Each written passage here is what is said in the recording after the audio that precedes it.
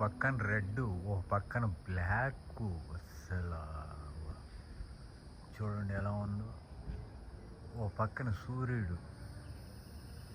ఇది అమెరికాలో ఇలా ఉంటుంది ఆకాశం.